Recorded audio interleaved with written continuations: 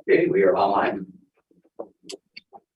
All right, I would like to call the meeting to order and acknowledge that we are in Treaty 1 territory, the home and traditional lands of the Anishinaabe, Ojibwe, Ninnu, Cree, and Dakota peoples, and in the national homeland of the Red River Métis. Our drinking water comes from Shoal Lake 40 First Nation and Treaty 3 territory. My name is Neil Harden. I'm chairing today's panel. With me in the room is Doug Marks, and via Zoom is Lynn Nesbitt. And the assessor today is Victoria Ho, and the hearing secretary is Stephen Lund. We will be hearing applications for revision of the assessment roll in accordance with the Municipal Assessment Act. The matters for which revision is requested have been described in each application, and we will limit discussion to those matters. The statements that are made at this hearing are sworn testimony, and anyone speaking to the matters must be sworn in.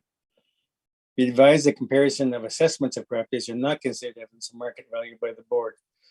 The board is appointed annually by council and is independent of it in the city administration.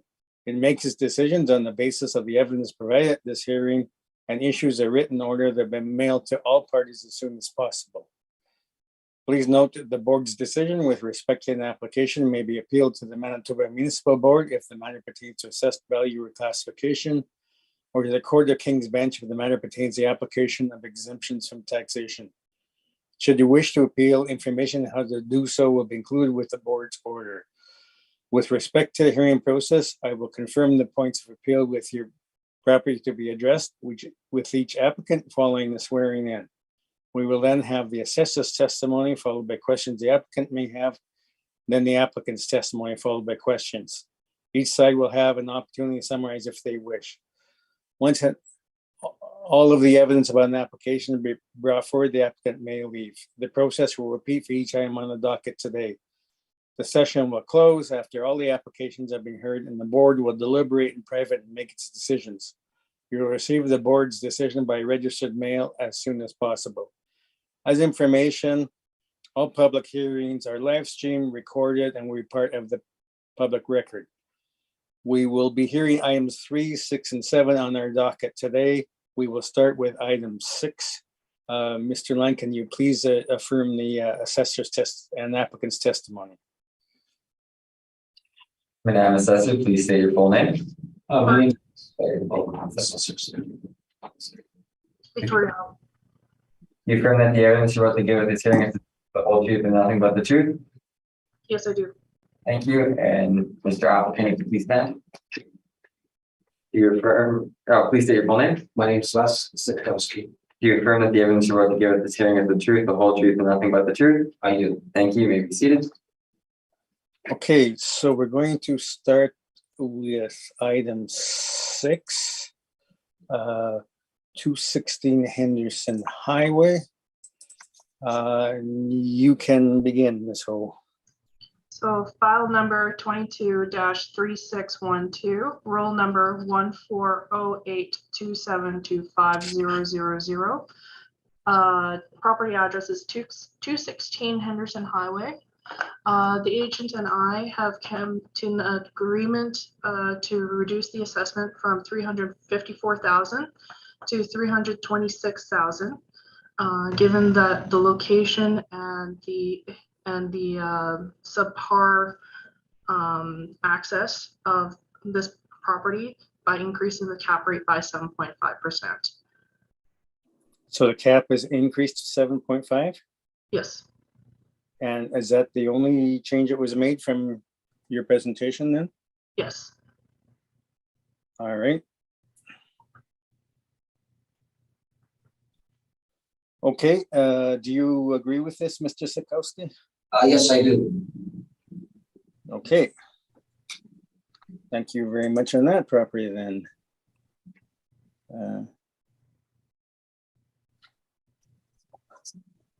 That was 326. Correct. All right. I'm just noting it down. Okay. Excuse me, Mr. Chair. It's Lynn. I have a little question. Okay, When I do the math, because I'm a math gonger, and I take the NOI by the cap rate, I get a different number than 326. I get 333 rounded. So can somebody just confirm? I can that, confirm please? that. I just did the math myself. And it doesn't work out to 326. It makes it 332,508. Yeah, 333 rounded. Yeah. Yeah. So I just want to make sure That's that fair. we're, pardon me? Yep, that's fair. Just give me a second. I'm just going to bring up my spreadsheet. Thank you.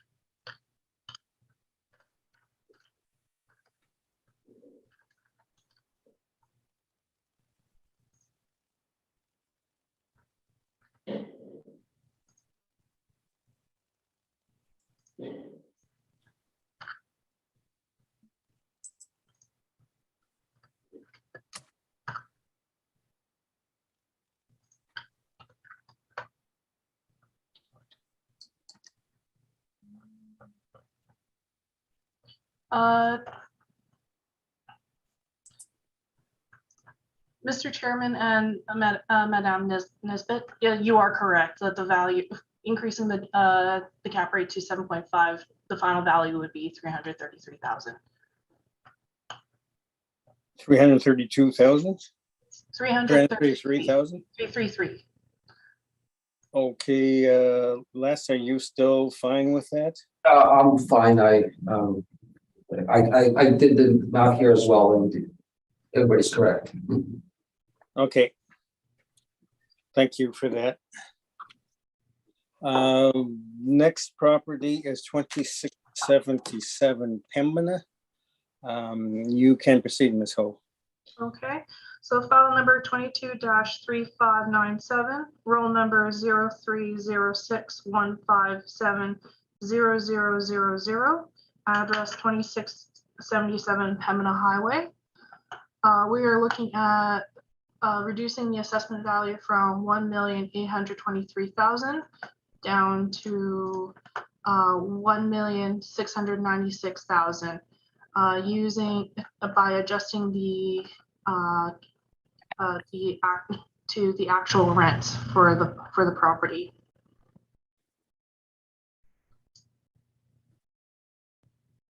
Which, okay, so the actual rents, which are, Okay, so the unit that's 1,400 square feet, we're looking at $19.60.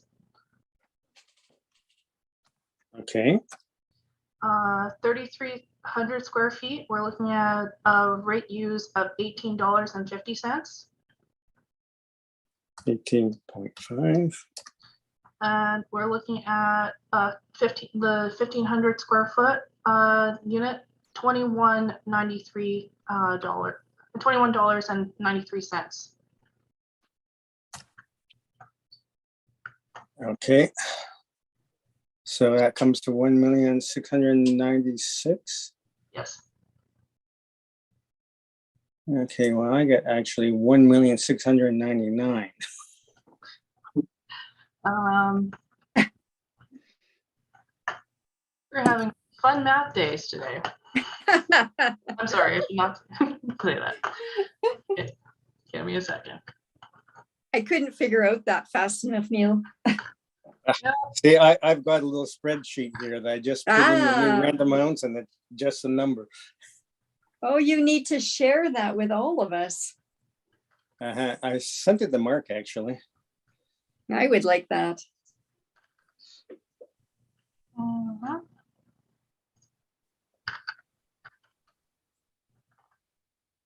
Okay, let me double check, which is our 6, 3. No, I still got 1,696,000. So, Okay, let me just confirm then. It's on the 1,400 square foot unit, it's $19.60.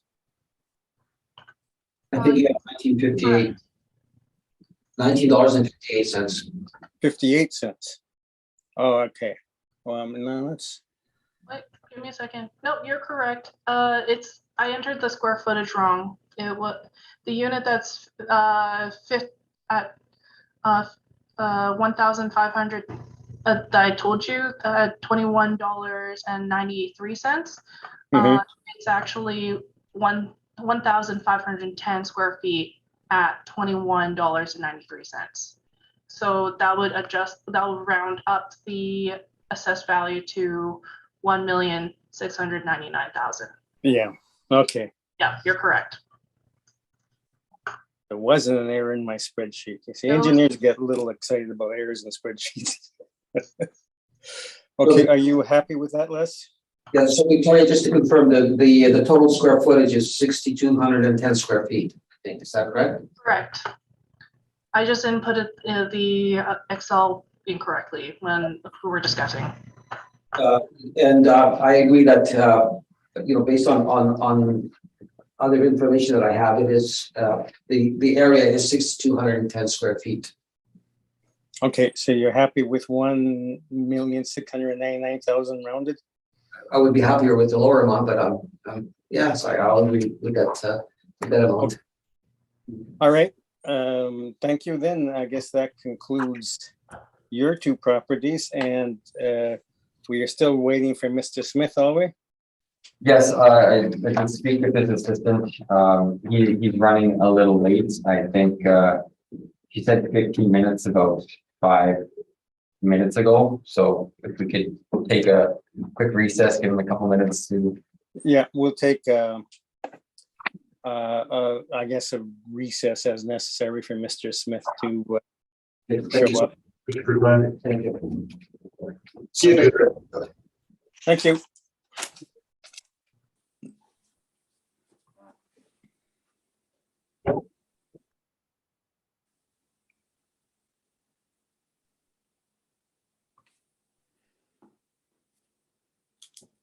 Hey, you're live.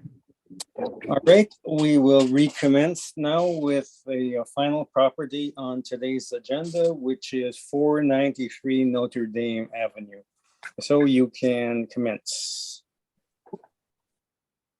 So add file numbers 22-3112, roll numbers 1306012250. The address is 493 Notre Dame Avenue. For here, I am speaking. This is sorry, my property moved on me. So today I'm speaking about, I'm asking to confirm the value at 1,288,000. This is just to illustrate, this is a newer building built in 2018 for I have not inspected this property, but it is for a higher level clientele that purchases expensive goods such as jewelry, watches like Omega and Rolex. We have a subject sale history. If you go on to page 3, back in June 2017 at $600,000. This is prior to the property being built, and I believe it is an associated sale, so it would not be we would not consider it as valid. I have some comparable rents on page 4. So I have 2 types of comparables. We're looking at the top 5 are rents that I was trying to illustrate that properties in this area of larger square footage do command higher rents, and they do command high rents. They're not necessarily retail space, but they could be used for office.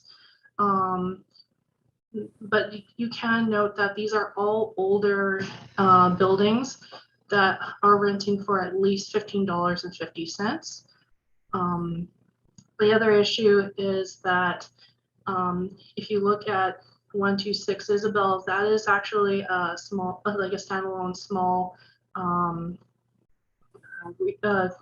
convenience, retail space being used, and it is being rented out for $17.88. And the lease start date was back in 2015. We do have on the last 3 last 3 rents, we have leasable finished basement space, marketing for at least $7. And that's in the downtown, and that is in the Exchange District. We have some on McPhillips for $8.80, but like I said, it is an older building. There is one on rent on Nass Avenue for $14.50, and it's been quite a newer property. And you can see on page 5 the breakdown of the market income summary. We're asking for $18.97 for the main floor leasable area, and $11.09 for the basement leasable area. Using so we have an overall estimated value of $1,288,000. If you go to page 7, there is a chart of all the cap rates. If we take a look at retail spaces, they have been going between ranging between as low as 5.575 from outside sources of like from Cushman and Wakefield to all the way to 7.5 from another outside source from CBRE, as an example. If you go to my page 9, there's some photos of aerial photos and street view photos of the property on Notre Dame and Isabel, and some. And then on the following pages is the income summary report received by the owner. And that would be my presentation for today. Thank you. Okay, questions, Mr. Smith? Yes, just bear with me while I get to the right page here. Yep.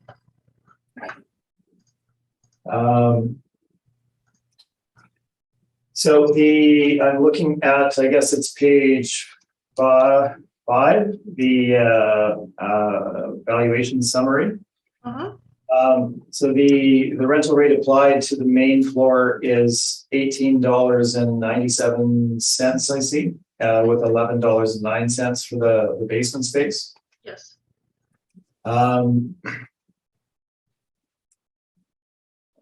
Okay, going the wrong direction. I work with paper better than screens. It's okay. You, me both. So I'm now looking at the rent comparables on page number 4. So I forget what the rate was, $18 and something that was applied there. When I look at the retail comparables in your chart there, they range between $15.50, $16.72, $16, and then to closer to 18. would the average of those be in and around $16, I believe, maybe $16.50? I didn't really calculate the average. I was just trying to illustrate that these are all old, even though these are all older properties, and these are also in the similar area, and these are also, I try to find more standalone properties and larger areas. So properties that are more than 1,000 square feet as retail space or as office space. Just to illustrate that the market could provide, there is that demand for a property like that for market space, and also that this is also a newer building too, so it can command a higher rent, even though it's in a not so great neighborhood. Right. So and just looking at the comps here, I was unable to take the time to have a look at them.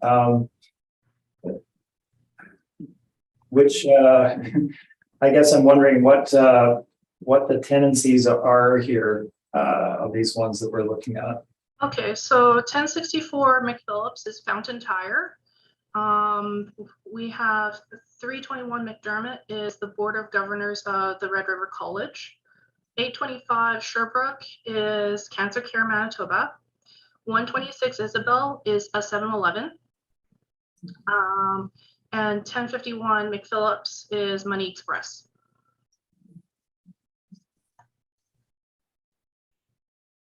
Okay, so Cancer Care 825 Sherbrooke, that's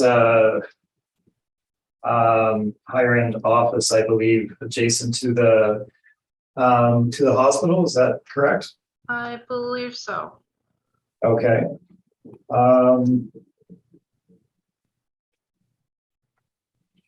And the basement space comparables that are shown there. So are these spaces that are leased out for tenants or for storage? From what I can tell, these are leased out for tenants. Storage ones tend to be like 300 square feet, less than 500 square feet. I try to find leasable basement space that are used for tenants. These are one of the best ones I can find. So they would be built out with multiple accesses, meeting fire code, all of those things. I would assume so. Okay. Do we know who these tenants are? I'm having trouble picturing tenanted basement space aside from like bowling alleys and this one, so 1700 Ness is Boulet and I'm sorry. 1120 McPhillips is Huron Child Care Incorporated, and 136 Market Avenue is Skip the Dishes.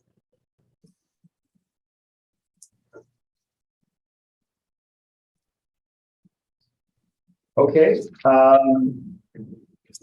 Those are all of my questions. Thank you. Okay, Doug, any questions? No questions for me, thank you. Lynn, any questions? No, not at this point. I might circle back though, if that's okay. Yeah. The only question I have, this is that jewelry store that used to be like right on the corner that kept having cars hit it, and then it was rebuilt. Is that correct? I'm not too sure about the cars hitting it, but yes, it was rebuilt. I remember seeing. I haven't inspected the new building. I've seen it when I was smaller, when it was the old building. Yeah, so, and there was no setback on it or anything like that, if I remember right. Yeah. Okay, thank you for that. I have no further questions. So, Mr. Smith, you can begin your presentation. Sure, I just have one quick follow-up question. Are we certain that each of the leases is net and gross? From the best I can do for checking, I believe these are all net. Okay, thank you. Okay, now your presentation, Mr. Smith. Thank you, Mr. Chair.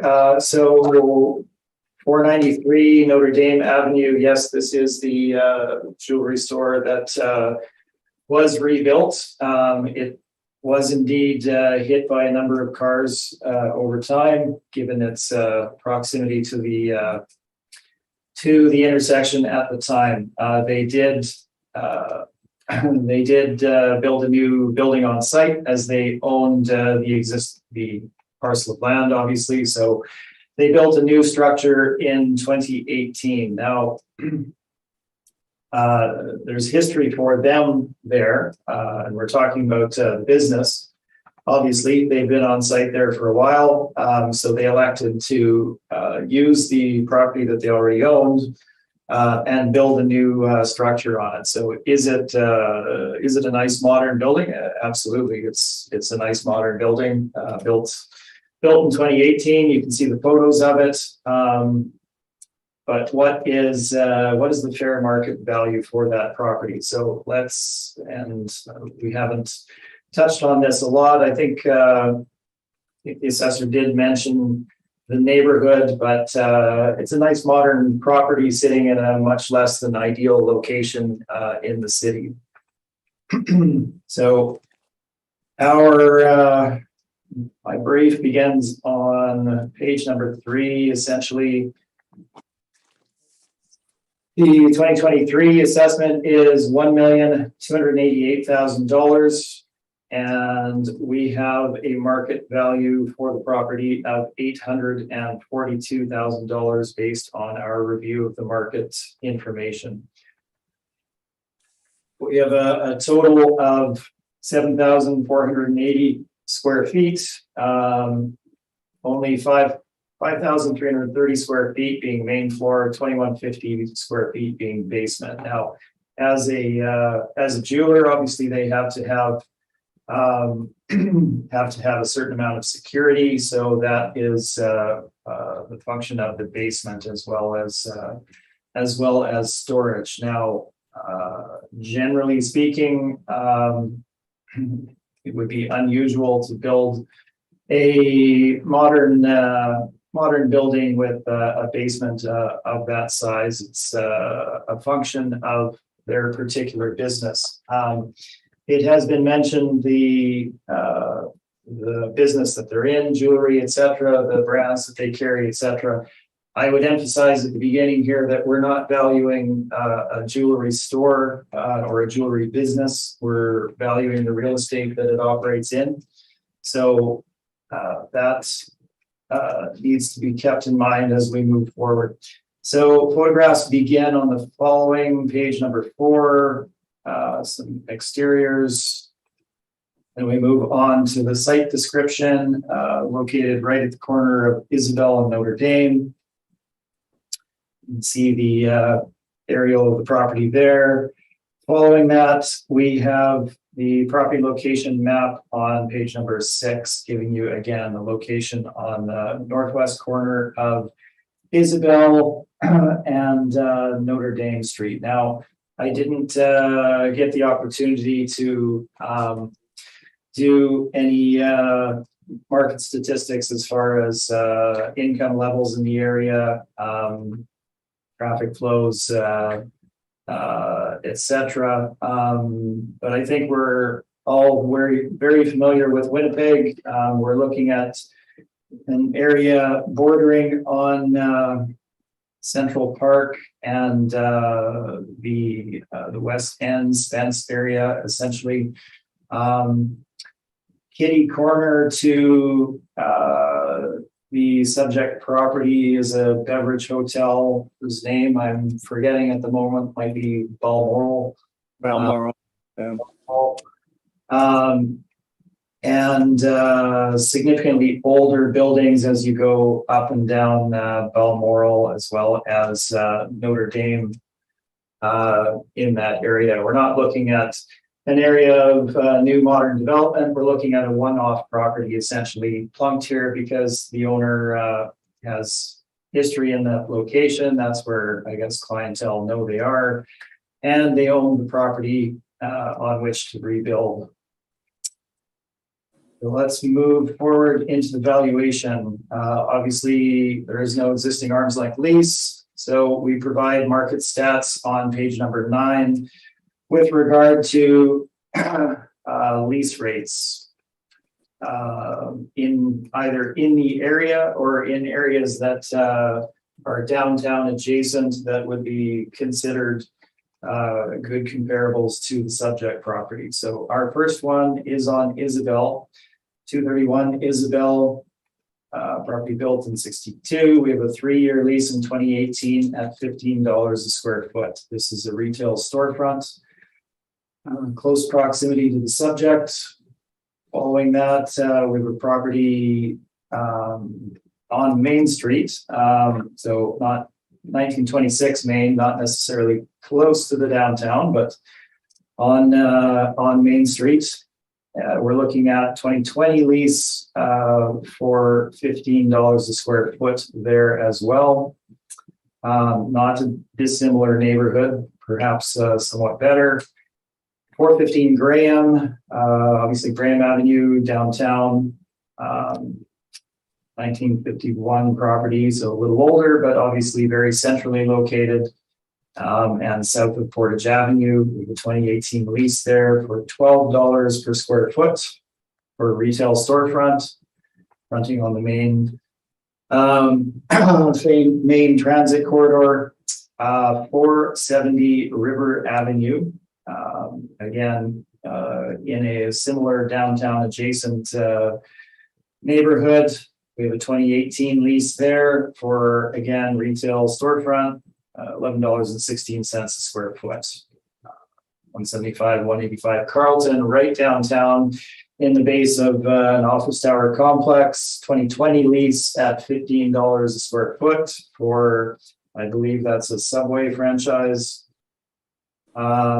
And finally, 433 River Avenue, Osborne Village, 2016 lease for a Mexican fast food place at $12.71 a square foot. So these are all in and around that downtown area. Are they all immediately adjacent to the subject? No, they're not. It's difficult to get rents in that particular area. So what we've done is provide the best information possible. By and large, I would consider these to be superior locations to the subject property. We have no basement space rents, as it's simply there's extremely few of them to start with. Basement space is generally in older buildings that they had basements built for them at the time, and it's used for storage. It's very unusual. I can't emphasize how unusual to have tenancies in basement space unless you're in a downtown office building where they've built out their basement into additional rental space, things of that nature. So when we look at the market stats here,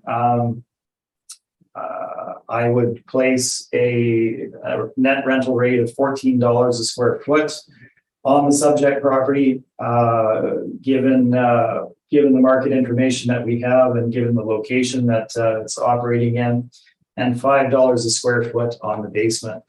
Just looking at the city's rental rates, so if we look at $11 a square foot that's been used by the city on the basement space, that would be comparable to Class C office rental rates above grade in the downtown CBD. I don't see that happening, and certainly $19 a square foot or 18 something is approaching pretty strong retail rental rates on much better located properties. So that is our potential income. Our vacancy, we have used the 6%. The interest of time, each of you panel members has heard, I believe, this cycle from me on the expense allowance. I'm not going to get into that further. We'll simply trust that you've heard my spiel on this or are familiar with it. Happy to answer any questions if you have any. We are in disagreement with the city on that, and we use a 7% expense allowance versus the city's 3%.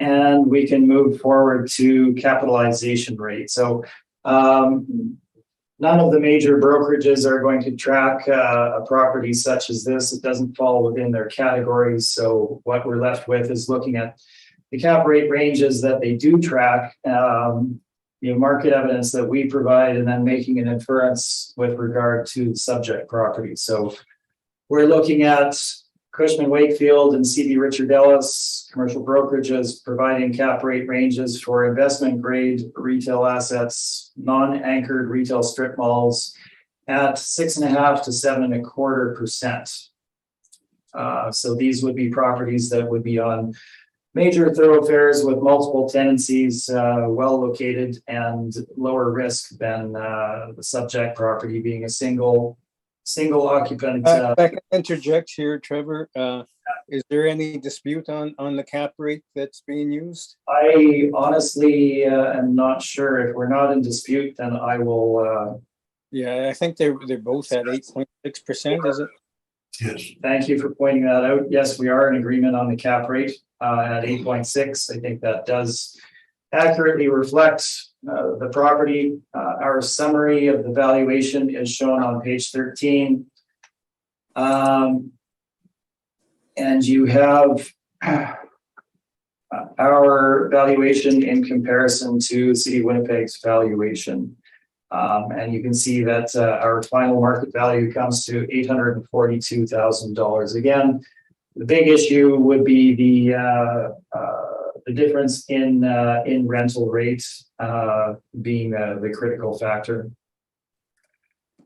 And I believe that is largely it. I have included an article at the back of my brief with regard to the impacts of the COVID-19 pandemic on commercial real estate in Winnipeg, in particular, the impacts on the retail sector, that being an increase in bankruptcies, increase in tenants unable to pay their rent, rent deferrals, tenants not renewing, new tenants not taking the leap to occupying space, etc. All significant impacts driven as of the valuation date by the COVID pandemic and the regulations surrounding that. Certainly a time frame of very few transactions in the marketplace. Both in terms of leasing as well as sales. We saw both kind of drop off the cliff in that time frame in the retail sector. That should be certainly kept in mind with regard to the subject. So again, we have a single occupant building. And we're not valuing again the business that's there. If this property were for lease, what tenant is going to occupy that space at and at what rent level is essentially what we're looking at on the lease side. So I would venture to say it's a beautiful building in a far less than ideal location, and they would not drive very strong rental rates. It would be, I'd struggle to think of a tenant that would be looking for a building of this type in this area. That is my presentation, and I'm open for questions. Okay, questions, Ms. Ho. Mr. Smith, in your experience, do you agree or disagree whether or not newer properties do command a higher market rent? Apples to apples, all things being equal, yes, newer properties would command a greater rental rate. No further questions, thank you. Okay, Lynn, any questions? I do have a couple questions again about the comparables, the rent comparables. Mr. Smith, I didn't look, but did you include a map of these properties so we can see actually how in proximity they are to the subject? No, I'm afraid I didn't. I did not have the time frame to do that. 231 Isabel would be quite close in terms of proximity. 1926 Main is further out on Main Street. 450. How far out Main Street would it be? So it is. I'm trying to think in relation to what would be close to that particular property. It is an ethnic food market. I believe it's Dobro Food Market, if that helps at all. It's on the west side of Main Street. I would probably say north of Redwood. Okay. Okay, and Graham, that would be right downtown, right? Also with Carlton, right downtown? That's correct, yeah. And the two river are in Osborne Village. The last one is just east of Osborne on the north side in the base of a multifamily tower with numerous other retail units. And 470 River is on the west side of Osborne, south of where the Safeway is there. So do the markets in the downtown and river area and even the Main Street, would they be different than the Notre Dame market area? Like I'm trying to think of it seems to me that they're all distinct sort of market areas or just, I would agree with that, certainly. It would be distinct from the others. Ideally, we would have all of our comps from the immediately surrounding area, but it's difficult to collect comparables in there as there's really not a lot of these transactions that would come across our desk. I would venture to say that most of what we put here would be in a stronger location than the subject property, but perhaps the subject property is a newer, better building.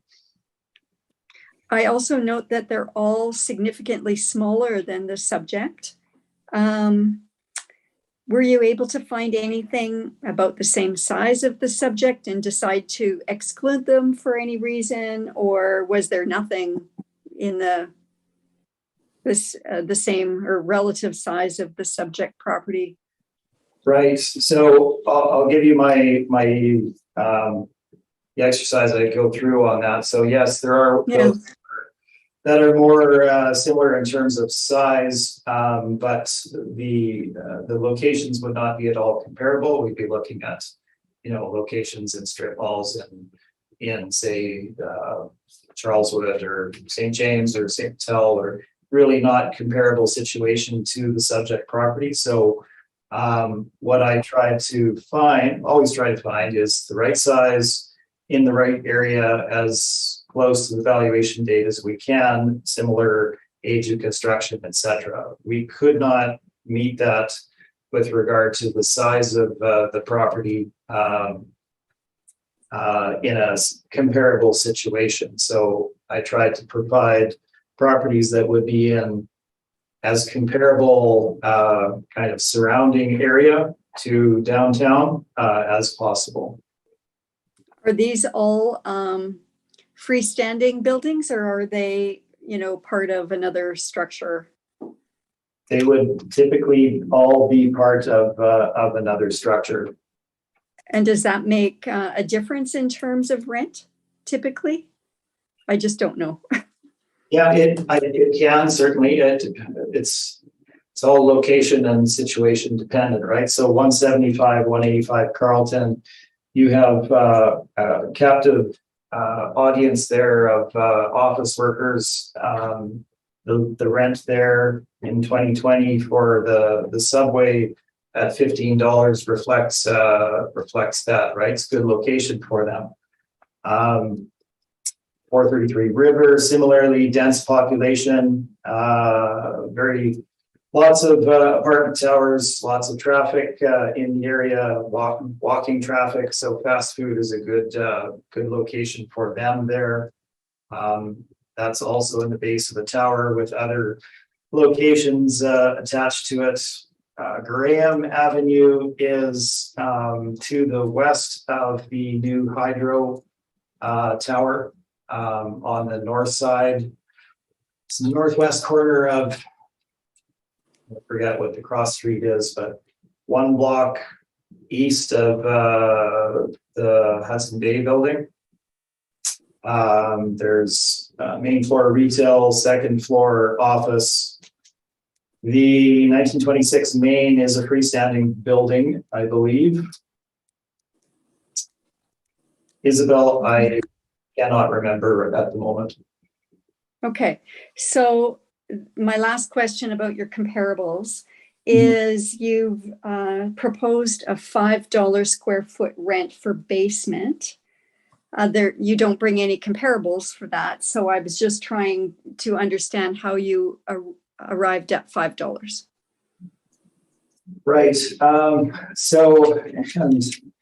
I was a little pressed for time in putting this together. Not that I didn't do a thorough search of the comps, I did, but there are very, very few basement rental comparables out there as people don't rent basement space for obviously reasons, right? You don't have natural sunlight. There's very low visibility. Clients or customers don't necessarily like location in the basement. Neither do workers. There's all kinds of drawbacks there, in addition to needing to meet code and have multiple entrances, etc. Basement space, typically we'll see perhaps some rents downtown where it's storage space for office tenancies. You'll have older buildings. I have a couple that I represent that have basement space. One is a bike shop on Henderson Highway that had a basement space that they utilize for storage of their product, as well as some work on bikes, which I believe we may have talked about in the past.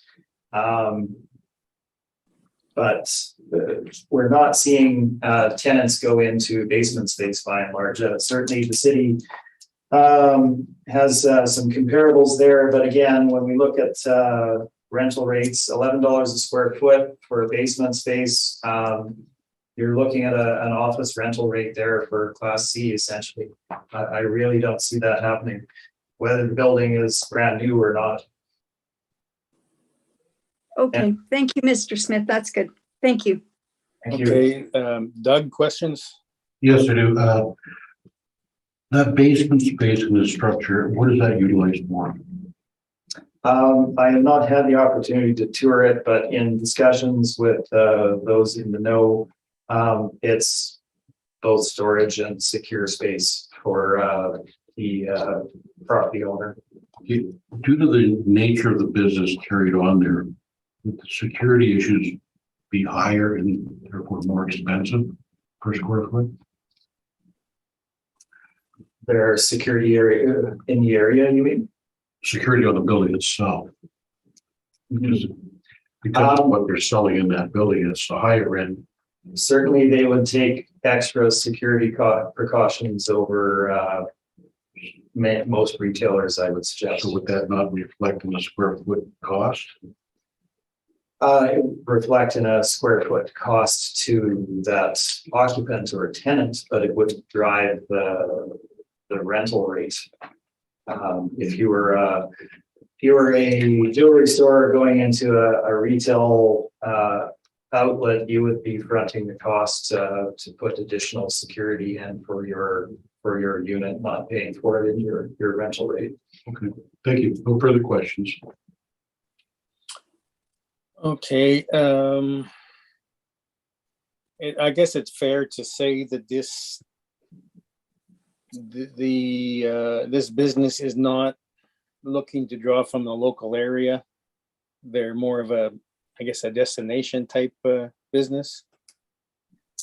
Would that be fair? I would agree with you certainly that they themselves are a destination type business, having been there for a while. But again, I would stress we're not valuing their history on that site. We're valuing the real estate as it sits where it is. Mhm. Yeah, and then the alternative use would be whatever might fit in that area more than likely. Would that be correct to say that? Certainly. All right, I have no more questions. Is there any summation you wish to make, Ms. Ho?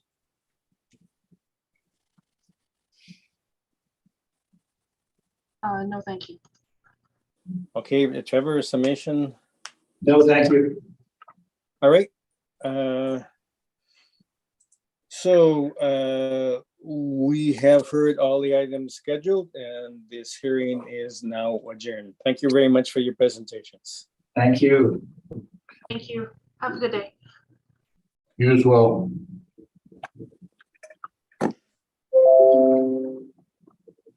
Okay.